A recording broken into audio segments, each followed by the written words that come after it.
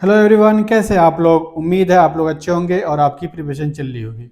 इस प्रिपरेशन को और बेहतर बनाने के लिए आज हमने दूसरी वीडियो लेकर आए हैं, जो हमारा फ्री आंसर राइटिंग इनिशिएटिव का तीसरा दिन है, जो हिस्ट्री के पोर्शन को कवर करेंगे। ये GS1 का सेक्शन है। इसमें हम लोग डेली आंसर राइटिंग प्रैक्टिस करते हैं विद फ्री इवेल्युएशंस। इसमें हम लोग एक लॉन्ग आंसर एक शॉर्ट आंसर देते हैं सुबह 9 बजे, और शाम में आपको 7 बजे तक वो आंसर को अपलोड करना होता है ग्रुप में। हम उसको इवेल्युएट करके उसी ग्रुप में सेंड कर देते हैं। ठीक है, तो आप जुड़ने के लिए आप टेलीग्राम चैनल पे ज्वाइन कर सकते हैं और वीडियो को आप लोग देख सकते हैं। ठीक है, चलिए स्टार्ट करते हैं। सबसे पहले क्वेश्चन पढ़ते हैं, और ये क्वेश्चन जो है 38 मार्क्स के हैं, और ये आपका GS1 हिस्ट्री का पोर्शंस है। एजुकेशन एंड टेक्निकल एजुकेशन जो हिस्ट्री में पोर्शन में जो सिलेबस है उस टॉपिक को कवर करता है। तो सबसे क्वेश्चन पूछते हैं, the trace the development of modern education in Bihar and it impact. ये 38 मार्क्स का है। हमने कल भी देखा था कि जब क्वेश्चन जब इस तरह से 38 मार्क्स के आए तो इसको ब्रेक करना है, और सब ब्रेक को 150 वर्ड में लिखने का कोशिश करेंगे। ठीक है, जब इस तरह के जब 38 मार्क्स के होते हैं क्वेश्चन, तो इसमें आप मैक्सिमम से मैक्सिमम 2 फ्लो चार्ट बनाएं, ज़्यादा फ्लो चार्ट बनाने की कोशिश मत करें। ठीक है, और एक डायग्राम छोटा सा यूज़ कर सकते हैं। और जब आपके पास 8 मार्क्स का हो तो एक आपको फ्लो चार्ट बनाना है, ज़्यादा हो सके तो फ्लो चार्ट बना सकते हैं, एक से ज़्यादा फ्लो चार्ट आप यूज़ नहीं करेंगे। ये सब आपको ध्यान रखना है, और इस पर हम लोग एक डिटेल वीडियो लेके आ जाएंगे। जब आप जब आंसर राइटिंग करते हैं तो कुछ क्या क्या आपको कौन कौन सी बातें को ध्यान में रखना है, और जो ब्लंडर मिस्टेक होता है वो नहीं करें, जो कॉमन मिस्टेक है उससे अवॉइड करें। और उस पर हम लोग फीडबैक भी दे रहे हैं रेगुलर स्टूडेंट को जो हमारे साथ जुड़े हुए हैं। आप भी जुड़े इससे। ठीक है, तो इसमें हम लोग 4 इसका पार्ट करेंगे और चारों को कवर करेंगे अलग अलग आंसर। सबसे पहले हम लोग इंट्रोडक्शन लिखेंगे। इंट्रोडक्शंस जो होंगे आपके पास 5 to 6 सेंटेंस आपको लिखना पड़ेगा, है ना, तो उसको कवर करना पड़ेगा। और उसके बाद में आपने मॉडर्न डेवलपमेंट मॉडर्न एजुकेशंस के बारे में लिखना है। मॉडर्न एजुकेशन जब हो जाएंगे, 2 चीज़ का हो जाएगा, एक कॉलोनियल एरिया का प्री इंडिपेंडेंट और पोस्ट इंडिपेंडेंट की बात करेंगे हम लोग। जो कॉलोनियल एरिया में क्या क्या मॉडर्न एजुकेशन में डेवलपमेंट हुआ बिहार में, उसको डिस्कस करेंगे। और क्योंकि बिहार का है तो हम बिहार के बारे में ही करेंगे, इंडिया में नहीं करेंगे। और उसके बाद में पोस्ट इंडिपेंडेंट में बिहार में क्या क्या हुआ उसके बारे में पढ़ेंगे। एजुकेशन सिस्टम में क्या क्या इस्टेब्लिश हुआ, कौन सा यूनिवर्सिटी हुआ, कॉलेज हुआ, सारा चीज़ हम करेंगे। बाद में हमने कंक्लूजन करना है। कंक्लूजन उससे पहले हमने इम्पैक्ट देखना है कि इम्पैक्ट जो मॉडर्न एजुकेशन का बिहार में क्या इम्पैक्ट है, पॉजिटिव निगेटिव में सारा चीज़ हम लोग करेंगे। चलिए, सबसे पहले हम इंट्रो देखते हैं। इंट्रो लिखने के लिए सबसे अच्छा ये आप डेटा फैक्ट ये सबसे स्टार्ट कर सकते हैं। इंट्रो में यहाँ पे बिहार को लेकर, Bihar is a rich history of education dating back to the ancient time with institution like Nalanda, Vikramshila universities आपके बिहार में। सबसे पहले जो यहाँ पे बहुत सारे विदेश के लोग पढ़ते थे, तो ये सब GS का पार्ट है। जब GS करेंगे तो उसमें डिटेल से डिस्कस करेंगे। तो नालंदा विक्रमशिला यूनिवर्सिटी का बिहार में ही ये थे। ठीक है, तो वहाँ से एंशियंट टाइम से ही बिहार जो एजुकेशन का रिच कल्चर है। ठीक है, अभी भी है। चलिए, तो मॉडर्न एजुकेशंस में बिहार में कैसे पोस्ट इंडिपेंडेंट, ये पूरा हमने इसको डिस्कस करेंगे। इसको आप अच्छे से देख सकते हैं। ठीक है, तो इसको इसका इंट्रोडक्शन हमने इसको लिखा।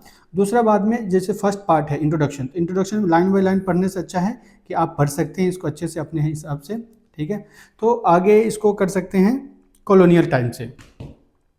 कॉलोनियल टाइम में जो मॉडर्न एजुकेशन का डेवलपमेंट हुआ उसका हम लोग स्टेज देखेंगे कि डिफरेंट फील्ड में क्या क्या हुआ। तो सबसे पहले colonial and foundation of modern education में स्टार्ट हुआ है। तो modern education of Bihar establish the formal education, school, colleges, ये सब इस्टेब्लिश हुआ। British introduce the western education system, mainly the train the clerk for the administration. जो British education जो system था, उन्होंने बेनिफिट के लिए नहीं, इंडियन को बेनिफिट के लिए नहीं, वो बस वो क्लर्क लेबर को ट्रेन करे, इसके लिए वो साइंटिफिक एजुकेशन को डेवलप की, उनको सस्ते क्लर्क मिल पाए, एम्प्लॉय मिल जाए। इसके वजह से उन्होंने मॉडर्न एजुकेशन स्टार्ट किया था। ठीक है। तो चलिए इसके बाद सम डेवलपमेंट जो टुक प्लेस प्ला ब्रिटिश टाइम में, उसके बारे में डिस्कस करते हैं। सबसे पहले पटना कॉलेज जो इस्टेब्लिश हुआ, ये first higher education institution of Bihar है, इसको लिखेंगे। ये पटना यूनिवर्सिटी हो गया, become a centre of higher education, first university of Bihar. उसके बाद में एग्रीकल्चर के फील्ड में पूसा जो है, Pusa universities, Pusa research centre, वो भी इस्टेब्लिश हुआ इसी टाइम में। और उसके बाद में एक इम्पोर्टेंट कमेटी का नाम है सेटलर कमेटी ने, इसने रिपोर्ट दिया, उसके हिसाब से बहुत सारा एजुकेशन इंस्टीट्यूशन इंडिया बिहार में एज वेल इंडिया में इस्टेब्लिश हुआ।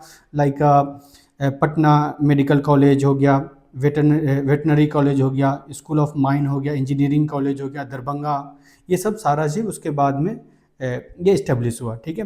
तो वुमेन के एजुकेशन के लिए इम्पार्ट करने के लिए बिहार उड़ीसा, जो बिहार और उड़ीसा पहले इंटीग्रल पार्ट था, तो उस टाइम में भी बहुत सारा डेवलप हुआ, जैसे पटना वुमेन कॉलेज, मगध महिला कॉलेज, ये सब भी हैं। ठीक है।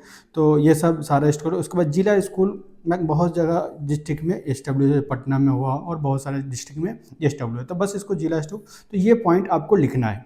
ठीक है। तो ये आपके कॉलोनियल टाइम में ये डेवलपमेंट हुआ। उसके बाद में हम आते हैं पोस्ट इंडिपेंडेंट टाइम में। पोस्ट इंडिपेंडेंट टाइम में हम लोग कैसे किए हैं पोस्ट इंडिपेंडेंट टाइम, क्योंकि कहीं ना कहीं वो बेस वहाँ से था और उसको हम लोग आगे किया। गवर्नमेंट ऑफ इंडिया टू का various step to expand the education literacy rate, ये सबको एजुकेशन सिस्टम्स को बढ़ाया। बहुत सारे यूनिवर्सिटी को इस्टेब्लिश किया, जैसे मगध यूनिवर्सिटी हो गया, भागलपुर यूनिवर्सिटी हो गया, ललित नारायण मिथिला यूनिवर्सिटी, ये सब नाम आपको याद रखना पड़ेगा, क्योंकि अगर इस्टेब्लिश ऑफ द यूनिवर्सिटी, तो आपको फैक्ट को, आपको आंसर को आपको वेरीफाई करने के लिए आपको नाम लिखना पड़ेगा, उस यूनिवर्सिटी का नाम एटलीस्ट 2-3 तो लिखना पड़ेगा आपको। ठीक है। सेकेंड, प्राइमरी सेकेंडरी एजुकेशन पे बहुत फोकस किया गया। ठीक है। ओपन न्यू स्कूल ओपन किया गया। फिर जैसे इकोनॉमिक डेवलपमेंट के लिए, किसी के इकोनॉमिक डेवलपमेंट के लिए आपका एजुकेशन इंपॉर्टेंट है, उसी तरह से जैसे हेल्थ केयर भी इम्पोर्टेंट है। हेल्थ केयर के लिए पोस्ट में पटना एम्स हो गया, दरभंगा एम्स हो गया, IGIMS हो गया, ये सब सारा इस्टेब्लिश हुआ। ये सब पोस्ट इंडिपेंडेंट का डेवलपमेंट है। जैसे टर्शियरी टेक्नोलॉजी, जो सर IIT पटना हो गया, NIT हो गया, ये सब इस्टेब्लिश हुआ। ठीक है, पोस्ट इंडिपेंडेंट का। उसके बाद में बहुत सारा प्रोग्राम भी इस्टेब्लिश किया गया कि उसको आगे रखने के लिए। ठीक है।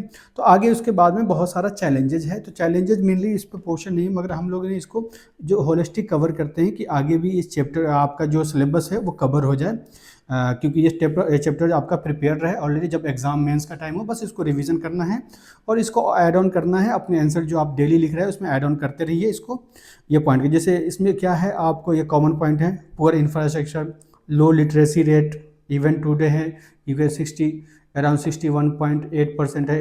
इकोनॉमिक सेंसस के सेंसस 2011 के अकॉर्डिंग इतने परसेंट लिटरेसी रेट है बिहार में। टीचर का शॉर्टेज है। ठीक है। High drop out ratio, school में जाने के बाद वो ड्रॉप आउट कर लेते हैं लैक ऑफ फैसिलिटीज़ के कारण। ठीक है।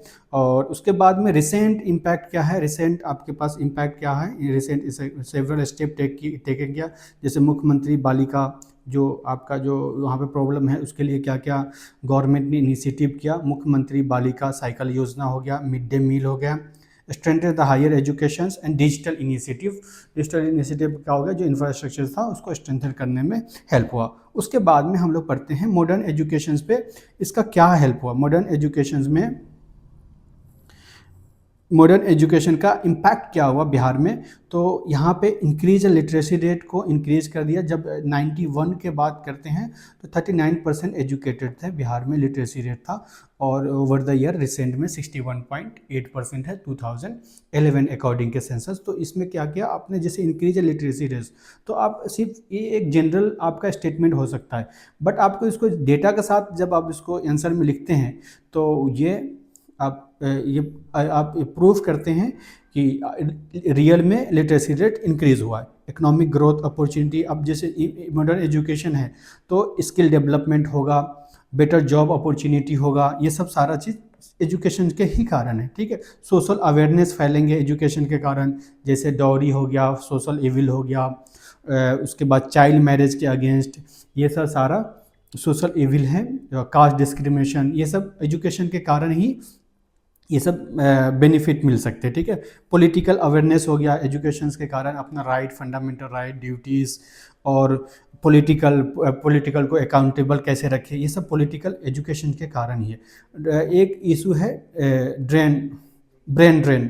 इसमें क्या होता है, जो अगर आपने जैसे कहीं एजुकेशन आती है, जैसे आईआईटी पटना में पढ़ा किसी ने, और पटना में पढ़ने के बाद वहाँ पे उसको अपॉर्चुनिटी नहीं मिला, तो वो इंडिया या आउटसाइड इंडिया के जाकर वो जॉब करना स्टार्ट, बेटर अपॉर्चुनिटी माइग्रेट कर जाते हैं, ठीक है। उसके बाद राइज ऑफ एड टेक, जो डिजिटल टेक, जो एड टेक के थ्रू अभी हम आपको साथ जुड़ रहे हैं, ये भी डिजिटल लर्निंग है। एड टेक के थ्रू ही हम आपसे जो ये कम्युनिकेट कर रहे हैं, उसका ही इफेक्ट है, मॉडर्न एजुकेशन का ही इफेक्ट है, ठीक है।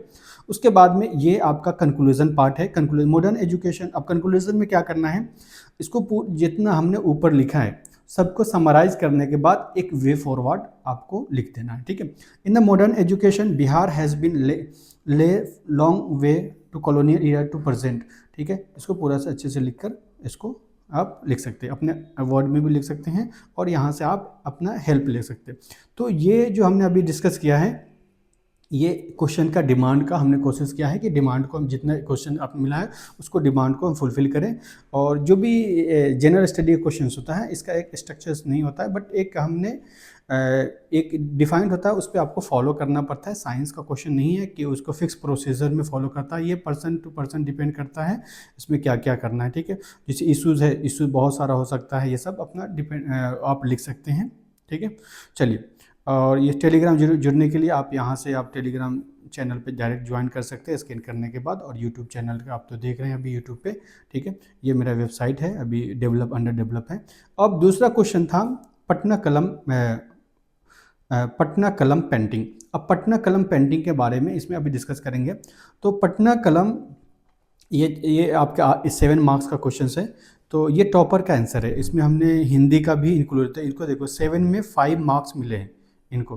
तो ये बेटर वे है कि आप इससे इंसाइड लिखा से अपना इवेल्युएट खुद कर सकते हैं आंसर से, कि इन्होंने क्या लिखा है, मैं क्या लिखा हूँ डिमांड में।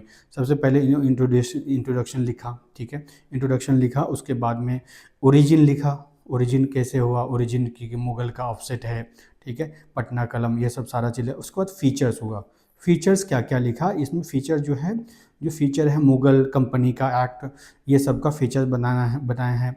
जो इसके जो मुगल का इसमें होता था, शेडिंग टेक्निक यूज़ करते थे, ठीक है। थीम पेंटिंग होता था, जैसे मेनली ये जो थीम होता था यहाँ पे पटना कलम का, तो वो बेस ऑन द जो गांव में जो होते हैं ना, रियल लाइफ का थीम मेनली वो कवर करते थे।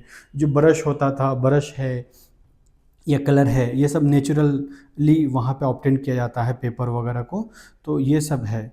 और कजली सेली टेक्निक होता है, जो मतलब कि वो कैसे उसको यूज़ करते हैं, ब्रश वगैरह सब बना के बिना लाइनिंग का, बिना वैसे क्या होता है, जब जब आप ड्राइंग करते हैं तो उसमें लाइनिंग बनाया पड़ता है। बट पटना कलम पेंटिंग में क्या होता है, वो लोग लाइनिंग बिना बनाए, विदाउट लाइनिंग बनाए हुए इसको करते हैं। अब इसमें करने के लिए आप राज्यसभा का एक डॉक्यूमेंट्री है, आप यूट्यूब चैनल पर जाकर उसको देख सकते हैं, तो उससे बहुत सारा इंसाइट आपको विजुअली हेल्प मिलेगा इसको आंसर को, अपने आंसर लिखने के लिए, ठीक है। क्योंकि इसको हम लोग 38 मार्क्स में भी कवर करेंगे, अभी तो ये 7 मार्क्स का, इसीलिए हमने कम पॉइंट को फीचर देता है। इस तरह से डायग्राम को आप यूज़ करते हैं, फीचर ऑफ पटना कलम। तो सबसे क्या है, मिनिएचर है, मतलब छोटे पेंटिंग को यूज़ करते थे। इंडिजीनियस कलर होता था जो नेचुरली ऑब्टेन करते थे, राइस वगैरह से ये लोग ऑब्टेन करते थे। उसका use of the self made paper brush को यूज़ करते थे। आईब्रो जो होता था वो थोड़ा सा ज़्यादा होता था, पेंटेड पॉइंटेड होते थे, ठीक है। और इस तरह से कॉमन डेली लाइफ का यूज़ करते थे। Background, lack of background and landscape होते थे। और पेंटिंग ऑफ कजली, मतलब कि उसमें कजली टेक्निक क्या हुआ, उसको आउटलाइन बिना बनाए इसको पेंट करते थे, ठीक है। ये हिंदी का है, ये हिंदी का, ये भी प्रीवियस ईयर का क्वेश्चन था। तो हिंदी का हमने इसमें जो शॉर्ट आंसर है हम लोग मोस्टली देख रहे हैं प्रीवियस ईयर का, क्योंकि उससे आपको इंसाइट मिल जाएगा कि शॉर्ट आंसर, क्योंकि ये नया है, ट्रेंड है, इसीलिए आपको इंसाइट मिल सकता है कि कैसे आपको करना है। इन्होंने भी पटना कलम पे लिखा है हिंदी में, तो हिंदी में आप देख सकते हैं कैसे इन्होंने लिखा है। ये इनको 3 मार्क्स मिला है इस क्वेश्चंस में 7 में से। और यहाँ पे आप दोनों कंपेयर कर सकते हैं कि कैसे कैसे क्या है। ठीक है। तो उसके बाद में ये एक झलक देख सकते हैं, ये जो आपका फ़ोटो है पटना कलम का सीन, तो इस तरह से पटना कलम का पेंटिंग जो है इस तरह से दर्शाया जाता है। बाकी हम लोग इसको जब प्रीलिम्स का क्लास होगा, प्रीलिम्स में हम लोग ज़्यादा इसको और डिटेल से डिस्कस करेंगे। और ये मेंस के लिए है, इस पे आप लोग कर जुड़े मेरे साथ, ठीक है। Thank you so much.